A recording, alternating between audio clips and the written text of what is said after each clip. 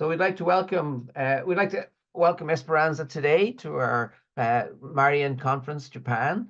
We're delighted that she's representing the Teresian Association, and her presentation topic is the reason why we love Mama Mary. And just a little bit about Esperanza. She finished her bachelor's degree in psychology at St. Louis University in Baguio City in 1991, and her master's in guidance and counseling at the Ateneo de Manila University in 2001. She's worked as a guidance counselor at Lourdes College in Cagayan de Oro, as director of the Josefa Segovia Student Center in Loyola City, as human formator and guidance counselor of St. John Mary Vianney Seminary College in San Carlos City, Negros Occidental, and is presently a guidance counselor at St. Pedro Poveda College in Quezon City. Her mission assignments as a Teresian also led her to accompany young people in their development as a youth minister in Malaysia and Spain, where she also served the Filipino migrants in their human and spiritual enrichment. She's the vice president of Pedro Poveda Foundation that supports the seminary and permanent formation of diocesan priests in the country. She likes to take care of herself through swimming, trekking, and daily Eucharist. So that, I stopped the screen.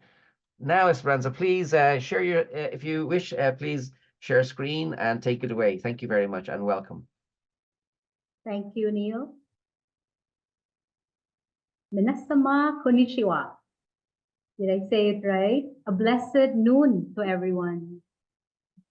I feel so honored and so blessed to be part of the second Marian Conference in Japan with the theme Total Consecration. Second Marian Conference, Total Consecration to Jesus through the Virgin Mary. Especially this month of May, the month dedicated to Our Lady, as promoted by different popes through the years. This love for her has been translated in different acts of devotion in different countries where Catholics are present. And what great joy it is that is now brought in the heart, where I learned, also taking place in Japan.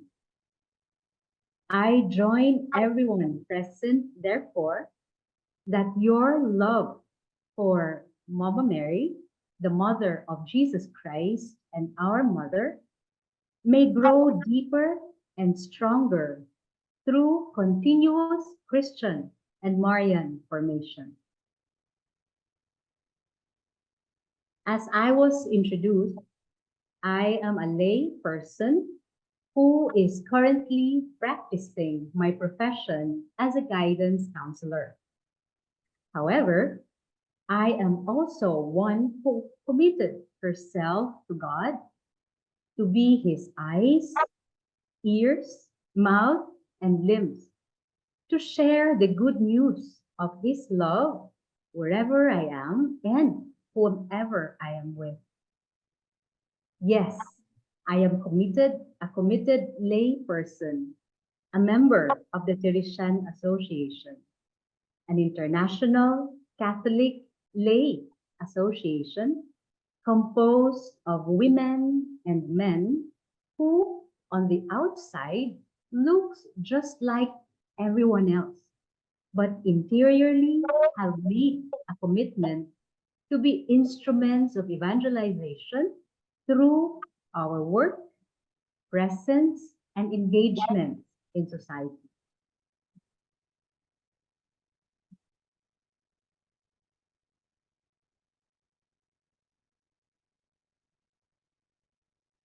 I will be dividing my talk in three parts.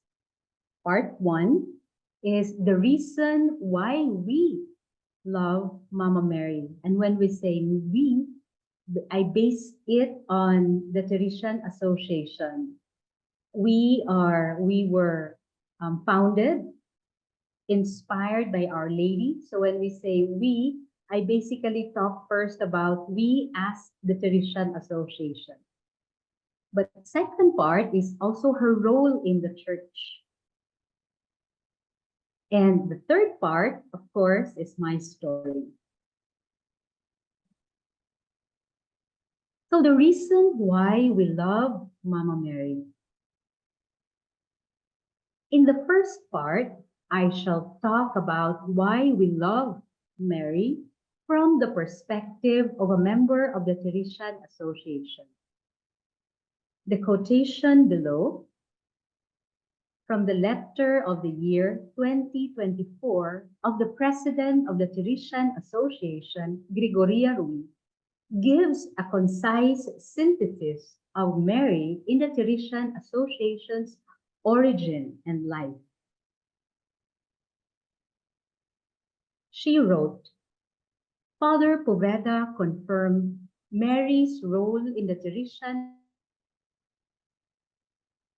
Association in no uncertain terms. In its 100-year history, there is no doubt that the loving hand of Mary has blessed and guided it with preferential favors. The Teresian Association was conceived under her loving gaze, and we have always looked up to her as our ideal and inspiration, protector, and guide. From being a spectator in the mission of her son, Mary was fully engaged in the redemptive work of Christ.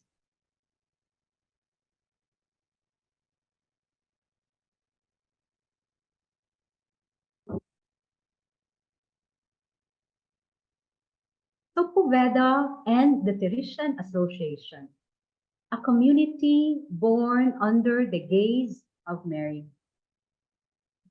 The Teresian Association was founded by Saint Pedro Poveda in 1911. He was a diocesan priest, educator, and a humanist who lived in the late 20th century. He died for his faith as a martyr in 1936, and his whole life was dedicated to education and the promotion of the dignity of the human person. He was canonized as a saint by Pope John Paul II on May 4, last week, 2023. 2003. So we just celebrated its 20th year already. At birth, Pedro Poveda was offered to the Blessed Mother's protection, and throughout his life, he had a deep devotion to the Blessed Mary and maintained a singularly intimate relationship with Mary, with whom he considered a model of faith and virtue. He had always recognized that he received the inspiration to found the Teresian Association before a Marian sanctuary dedicated to Mary, Our Lady of Covadonga. As a response to the growing crisis in faith in Spain during that time. And why was Father Poveda spending time before the image of Our Lady of Covadonga, you may ask? In the early 1900s in Spain, it was marked by significant social, political, and religious disturbances, economic difficulties, and clashes between different political factions shaping the country's history and identity. It likewise saw a decline in the influence and power of the Catholic Church, which was marked by anti-clericalism, secularization of education, and the confiscation of church properties.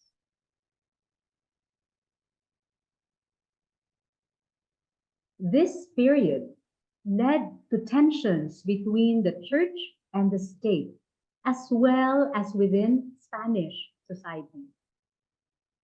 Saint Pedro Poveda, who was a canon in the Basilica of Our Lady of Covadonga in the northern part of Spain, studied and reflected on the societal upheavals, discerning the signs of the times. He dedicated himself to education as means of promoting social justice, reconciliation, and keeping the faith despite persecution. He believed that education plays a crucial role in combating ignorance and prejudice and for building a more just and peaceful society. Saint Pedro Poveda encouraged the first members of the Teresian Association to contemplate the lives and courage of the early Christians and to take them as their model. Like the early Christians and like Mary, they lived out where witnesses of the faith in their daily lives, wherever they are, in the marketplace, at work, and at home, and at leisure time. Poveda believed in the power of Christian witness and the need for educators to be models of faith, compassion, and service to others. Moreover, based on his own love for the Blessed Mother, he advocated having Mary as guide and companion in their faith journey. In the year 2024, we are joyfully celebrating the centenary of the pontifical approval of the Teresian Association by Pope Pius XI. The pontifical approval is a formal recognition of an institution or organization which gives credibility and authority to the institution in its mission in the universal church. Thus, the Teresian Association was able to spread outside of Spain. In 30 countries where it works for evangelization through its schools, student residences, school projects, social projects, educational programs, and presence of members in various fields of human endeavors. Our participation in this Marian conference is one way of celebrating with you and with the Catholic Church in Japan this singular blessing of 100 years of pontifical approval and in expressing our gratitude to the Blessed Mother. So Mary in the heart and mind of Father Poveda. As an affirmation to the Teresian Association's Marian origins, every year we hold Voto de Covadonga, or Vow to Our Lady. This pledge is a covenant of Father Poveda with Mary, which the TA fulfills throughout the generation by sending representatives throughout the different parts of the world where the TA is present to journey back to Covadonga and before the image of Our Lady to thank her for the inspiration and constant guidance and to ask for her protection for the different mission areas of the association. Father Poveda believed that true Marian devotion leads to a deeper relationship with Christ, as Mary always points us to her Son. He encouraged people to turn to Mary in prayer, especially in difficult times, trusting in her maternal intercession. For Father Poveda, Marian devotion is not limited to external practices, such as devotions, but as these practices should spring from a loving and trusting relationship, an internal disposition of the heart. He especially emphasized the importance of imitating Mary's virtues of humility, obedience, loving service, self-sacrifice, and trusting in God's providence. Overall, Father Poveda's understanding of Marian devotion was not just about honoring Mary, but above all, of imitating her virtues and allowing her to lead us closer to Christ, her Son, and to continue his mission to build God's kingdom wherever we are.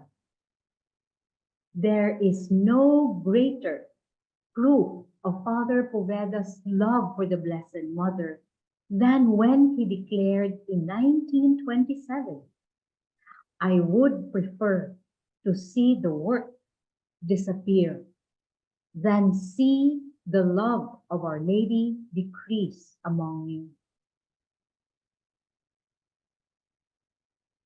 Aside from getting to know and understanding the identity and role of Our Lady in the origin and life of the Teresian Association, please allow me to share with you how this gratitude for her role is translated into particular Marian practices and devotions that help nurture the members' love for her.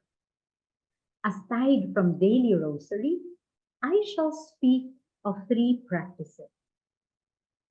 The first one is the Florifilia. This is narrating stories. Florifilia is a Spanish word like small flower, but this is about narrating stories or anecdotes that occur in unexpected way in our day-to-day experiences, which we usually attribute to Mary's intercession. The second, of course, I mentioned earlier, Voto di Covadonga, is an annual practice done in different TA communities all over the world to honor and renew our love for the Blessed Mother. We choose a particular Marian shrine and to express gratitude for all the graces we have received through Mary's intercession. And the third, the Marian invocations. Just like a mantra, prayers are silently repeated in one's heart to express petition and our trust in Mary's intercession for us and also her Son. Below are some invocations. If she is everything to you, you will see marvels. Again, if she is everything to you, you will see marvels. Second, not I, but my mother through me. Not I, but my mother through me. And third, my favorite, Mother Mary, may those who see me be reminded of you. Mother Mary, may those who see me be reminded of you. As countless people would attest to the effectiveness of these convictions from her own experience, from their own experiences. So now we move to the second part, Mary's role in the church and in the sanctification of God's children. Mary as a model and inspiration on the role of women in the task of evangelization. Mary serves as a model and inspiration for women and men in the task of evangelization in various spheres of life. And these are at home. Mary's role as a mother and homemaker highlights the importance of love, compassion, and nurturing in the family. Women can look to Mary as an example of how to create a loving and nurturing environment with their own homes where faith is lived and shared. Second, in the church, Mary's presence at key moments in the life of Jesus, such as the Annunciation, the Nativity, and the Crucifixion, demonstrates her deep faith and commitment to God's plan.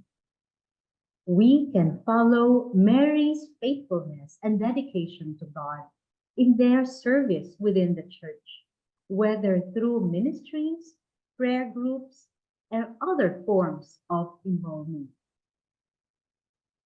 The third, in the workplace, her virtues of humility, faith, and obedience can inspire especially the young workers to approach their work with integrity, compassion, and a commitment to justice. Women can strive to follow Mary's virtues in their instructions with colleagues, clients, and even superiors. The third, in the marketplace of ordinary daily life. Mary's simple and humble life in Nazareth can serve as model for women in their everyday interactions and activities. Women can seek to imitate Mary's humility, patience, and generosity in their interactions with others, whether in their communities, schools, or social circles. Overall, Mary's role as a model and inspiration for women in the evangelization emphasizes the importance of faith, love, and service in all aspects of life.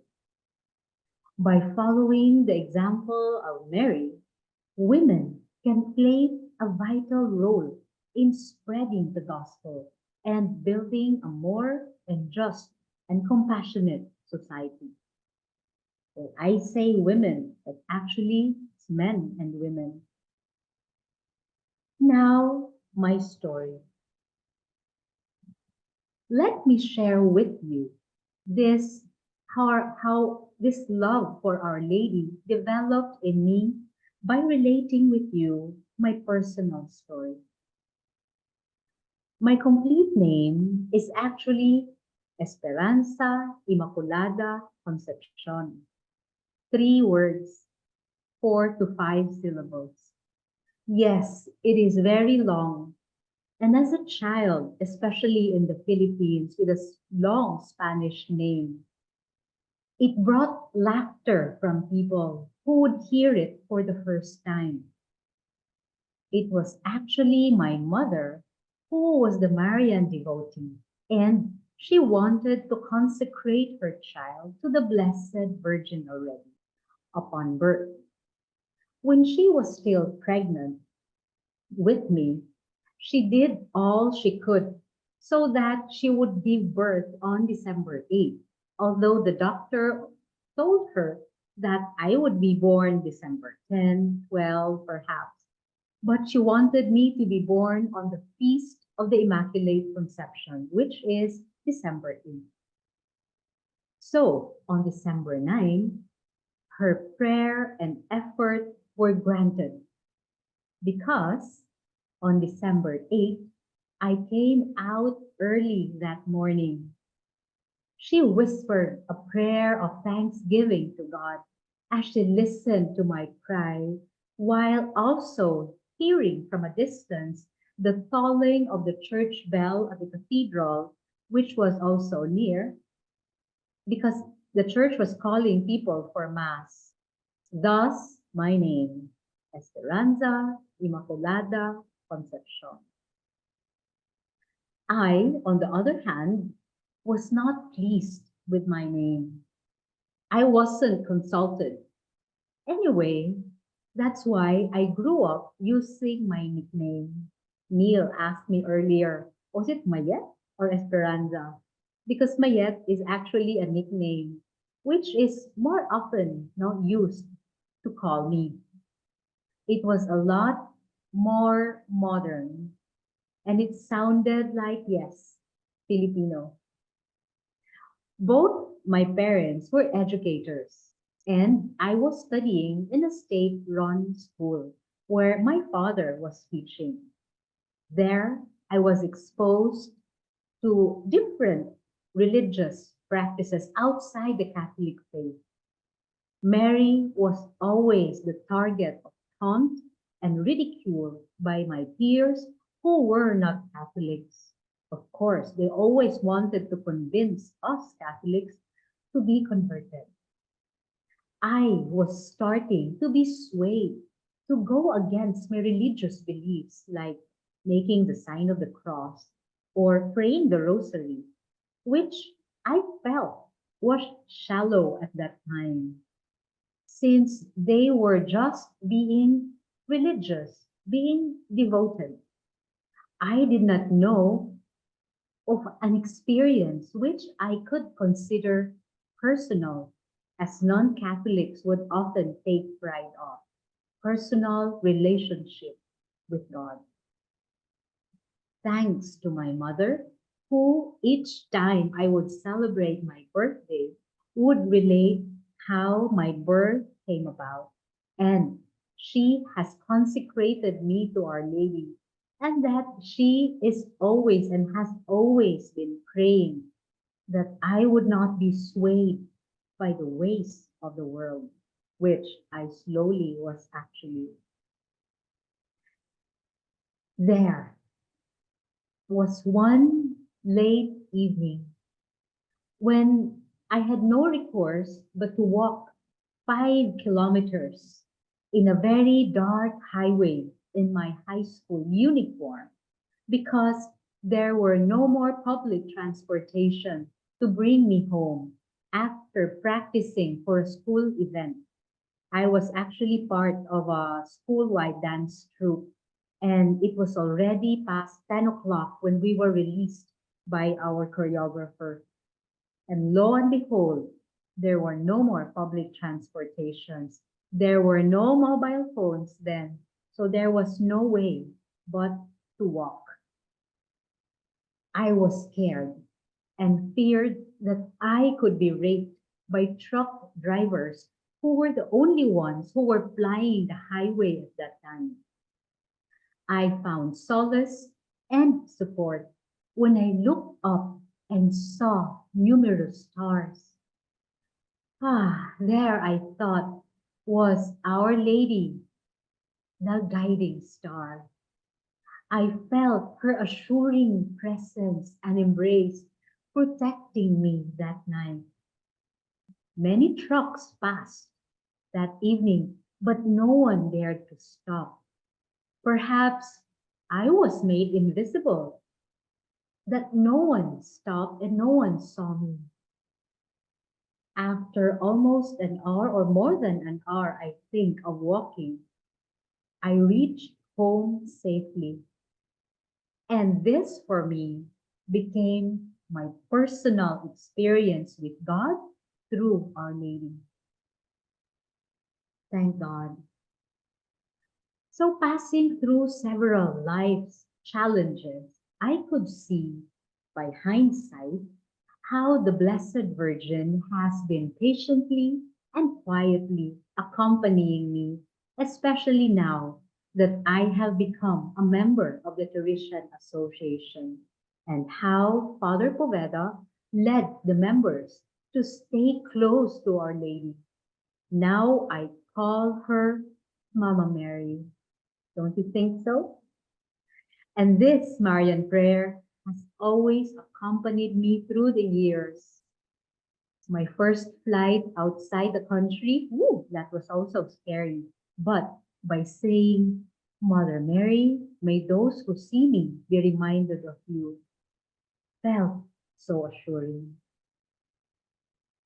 So this I also teach to everyone I see, male or female, that when they go out, taking public transportation especially, not to be imprudent, but we find ourselves in such situation. We always just say this invocation, Mother Mary, may those who see me be reminded of you.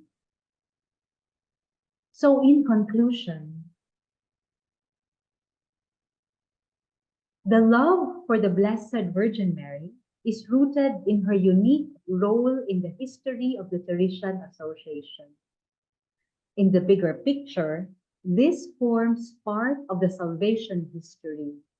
She is a model of faith, courage, and humility, and her influence continues to guide and inspire Christians around the world. Devotions to Mary is not only a source of spiritual nourishment, but also a reminder of God's immense love for humanity. Love the Blessed Virgin with tenderness. So, to continue studying the life and work of Mama Mary and learning her teaching, trust in the protection of the Blessed Mother and to implore her help with humility. Love the Blessed Virgin and be zealous in spreading her devotion. This is the root where goods come from.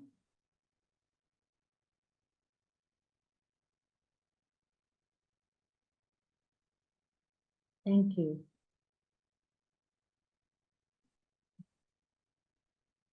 Okay, thank you very much, Esperanza. Thank you very much.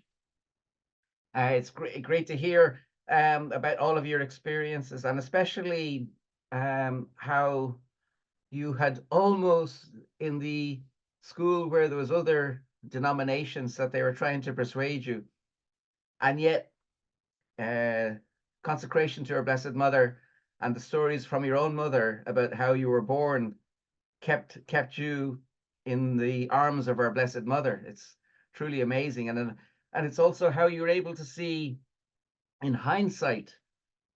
Maybe at times we can't see at that moment, but in hindsight you can see the work of our Blessed Mother in your life. So that's wonderful. Thank you. Great.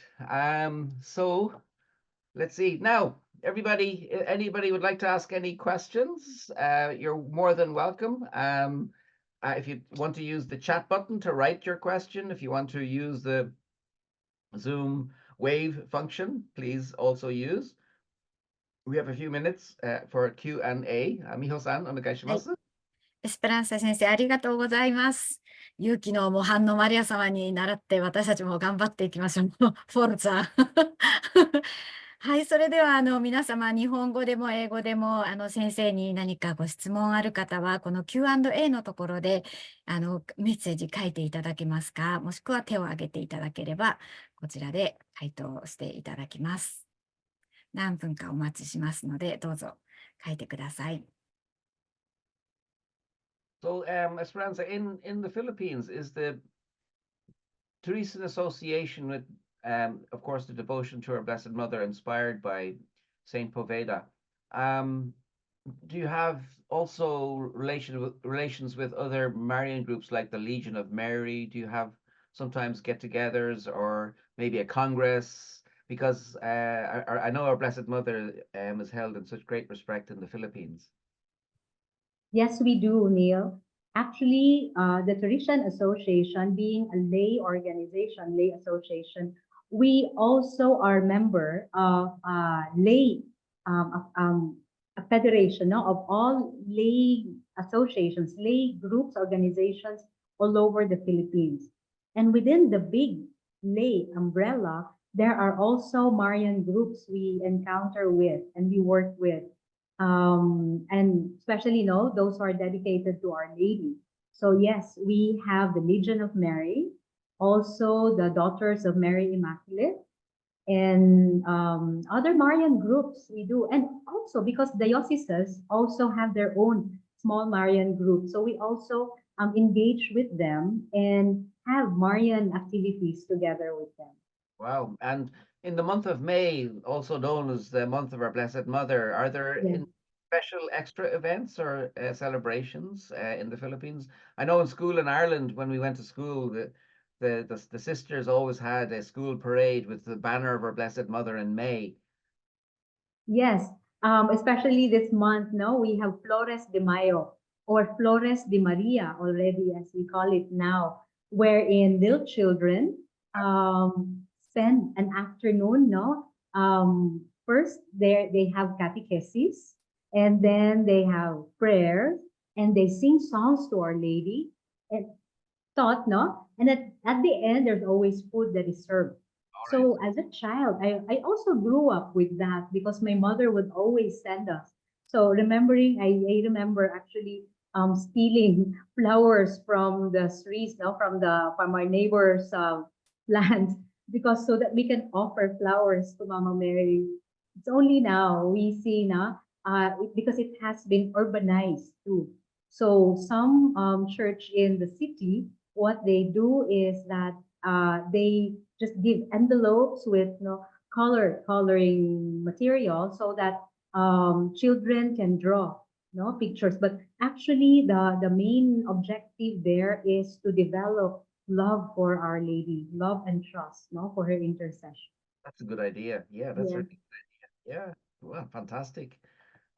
So is there, I think there's might be look at Q&A. Now, I think there's maybe a question. I'll read it. The person has written this. Thank you so much All for right. an impressive presentation. I was moved and touched. Well, here may I about Mary's position, because as you know, movement of women or women's empowerment is hot right now, okay, under their situation. Do you have any insight on Mary's position? So in relation to, I suppose, the empowerment of women in today's society. Yes, that's right. Because there are also groups, right, with well, questionable intentions. They could really make use of Mary, especially making use of people worship Our Lady, and so they come to churches and destroy images without really understanding that we Catholics do not worship these images. They are images to represent Our Lady. So with regards to the role of the women in this type of society, this type, it also could come into the fore because our Lady taken as an example, no, of strong women and women. She could also be portrayed as a woman who is weak, no, because um, she was there, of course, at the foot of the cross, but they understood it as Mary, who is weak, who cried, who could run away. But yes, she could actually be with proper catechesis.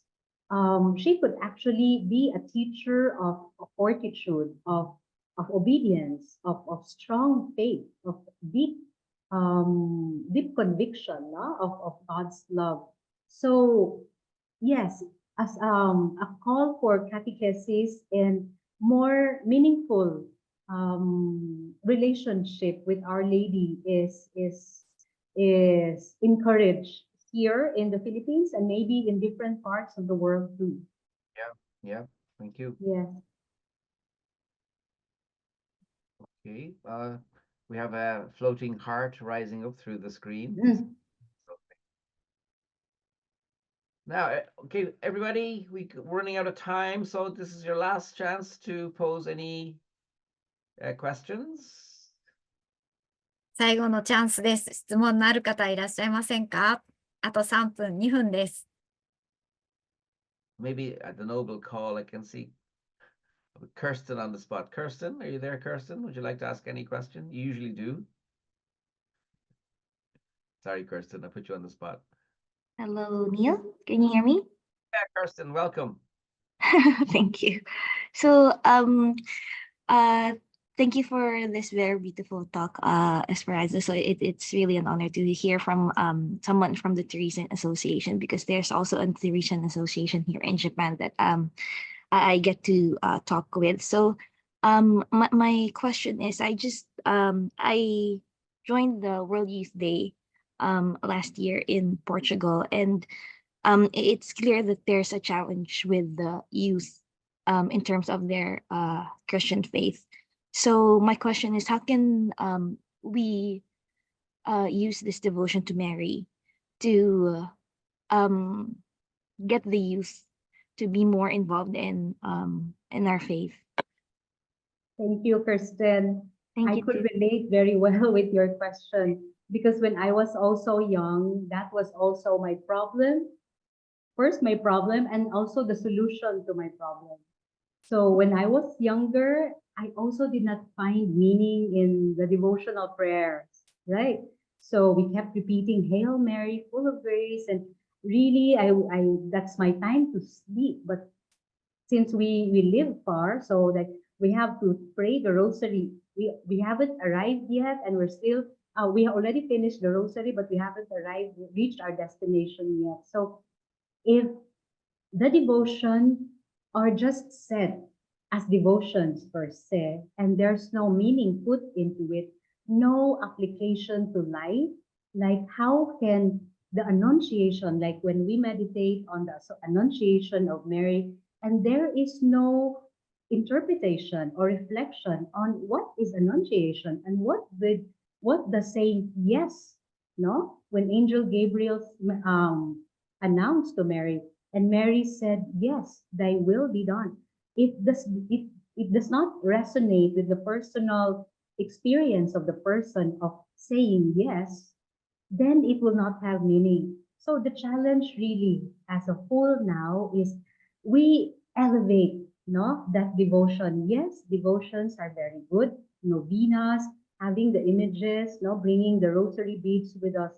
But also invite young people to go deeper into it. So like I said, when we meditate on the Annunciation, then go deeper into how about my own yes, right?